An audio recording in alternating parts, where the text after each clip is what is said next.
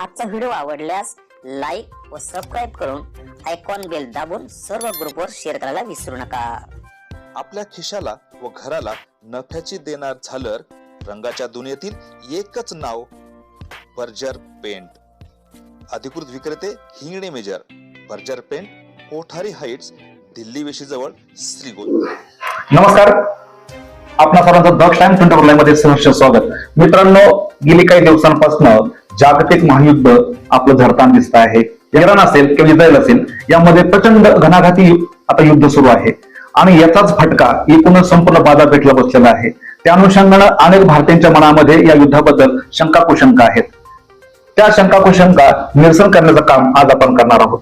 आज आपल्यावर सांगली मेजर आहे, तर त्याने सुद्धा थेट सीमेवर काम केलेलं आहे। त्या अनुषंगानं त्यांच्याकडनं काही गोष्टी आपण समजून घेणार आहोत। काय सांगाल मेजर, आपण सुद्धा सीमेवर काम केलेलं आहे, त्या अनुषंगानं आता हे जे युद्ध सुरू आहे, बॉम्ब हल्ले सुरू आहेत, तर त्याचा परिणाम आपल्या भारताला एखादं म्हणजे आपल्या भारताला त्याचे काही परिणाम आपल्याला भोगावे लागतील का? ज्या पद्धतीनं पाठीमागे नागासाकी या ठिकाणी जे आपले बॉम्ब हल्ले झाले, त्याचे परिणाम अनेक पिढ्यांपर्यंत येत आहेत।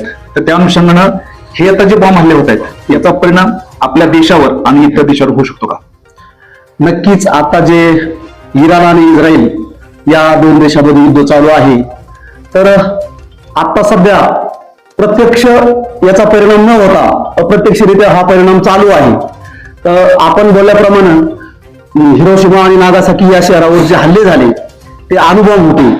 अजूनपर्यंत ही परिस्थिती नाही, अणुबॉम्बचा वापर केलेला नाही, म्हणजे प्रत्यक्ष त्या युद्धाचा आता आपल्यापर्यंत हा असा कोणताही परिणाम नाही। परंतु अप्रत्यक्षरित्या जागतिक बाजारपेठेमध्ये याची अडचण किंवा त्याचे परिणाम आपल्याला बघण्यास सुरुवात झालेली आहे। आणि नक्कीच सध्या संपूर्ण जग हे तिसऱ्या महायुद्धाच्या उंबरठ्यावर आहे। म्हणून आता आपल्याला पाहावं लागेल की येणाऱ्या काळामध्ये, या पुढच्या आठवड्यामध्ये, त्याच्या 15 दिवसामध्ये ही परिस्थिती, युद्धजन्य परिस्थिती ही संपूर्ण जग हे तिसऱ्या महायुद्धाच्या उंबरठ्यावर असल्यामुळे हे कशा प्रकारे विभागलं जाते।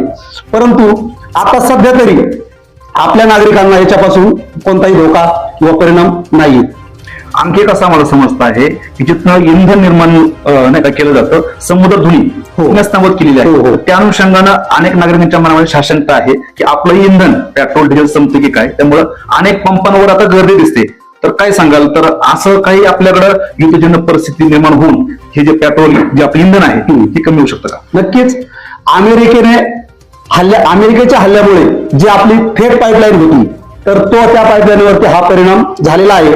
परंतु आपल्या देशाने त्वरित रशियाशी संपर्क करून त्याला पर्यायी व्यवस्था केलेली आहे आणि 2 महिने कंटिन्यू आपल्याकडे ते जेवढं पाहिजे तेवढं इंधन पुरण्यासारखं आहे आणि प्रत्यक्ष अजून कोणताही परिणाम आपल्यावरती झालेला नाही।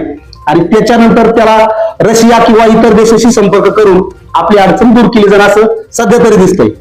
आता एकूणच जी परिस्थिती आहे, खूप प्रत्येक नागरिकाच्या मनात भीती आहे। अनेक भारतीय परदेशामध्ये खरंच अडकलेले आहेत, भारतीय आहेत, तर त्यांच्या मनामध्ये आपल्या भारत देशामध्ये येण्याची खूप अनेक उत्सुकता आहे। त्या अनुषंगानं येत्या ह्या काळामध्ये आपल्या भारतानं कुठली भूमिका आता घेतली पाहिजे? भारत सरकारने ज्या देशामध्ये हे युद्ध आता चालू आहे, तर प्रत्यक्ष थेट संपर्क करून साधारण 2 फ्लाईट आतापर्यंत आलेले आहेत, जे आपले नागरिक त्या देशामध्ये होते। तर ती परिस्थिती राहणार नाही, कारण हळूहळू जेवढे लोक आपल्या त्या युद्धाच्या परिस्थितीमध्ये अडकलेले आहेत त्यांना काढण्याचा केंद्र सरकारचा प्रामुख्याने प्रयत्न चालू आहे। तर तशा पद्धतीच्या काही अडचणी येणार नाही असं मला वाटतंय। युद्धाच्या बाबतीमध्ये भारतानं काय निर्णय घेतला पाहिजे, म्हणजे कोणत्या देशाच्या बाजूने गेलं पाहिजे किंवा तटस्थ राहायला पाहिजे, काय सांगा? नक्कीच आपलं शीर्षस्थ नेतृत्व आदरणीय मोदीजी हे या संदर्भात चांगला निर्णय घेतील असं जनतेच्या मनामध्ये आता सध्या तरी आहे। तर शक्यतो आपण कोणत्याही एका बाजूची भूमिका न घेता तटस्थ राहणं आपल्यासाठी योग्य राहील असं माझं वैयक्तिक मत। खरं आपण पाहिलं, या ठिकाणी सांगली मेजर यांनी खूप संक्षिप्त आणि सडतळपणे उत्तर दिलेलं आहे। खरं तर नागरिकांच्या मनामध्ये जी साशंकता आहे, जी भीती आहे, ते निर्माण करण्याचं काम खरं तर आज आपण केलेलं आहे।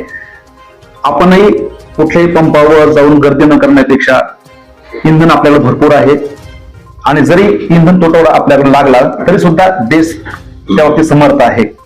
आपण आमच्या दक्ष कट्ट्यावर आलात, आणि सहभागी झालात याबद्दल धन्यवाद. खरं तर असेच व्हिडिओ पाहण्यासाठी नक्कीच आमचा दक्ष टाइम्स 24 लाईव्ह हा चॅनल तुम्हाला लाईक करा. या खास वृत्तावर तुर्तच आपण इथेच पुन्हा भेटू नवीन बातम्यांमध्ये.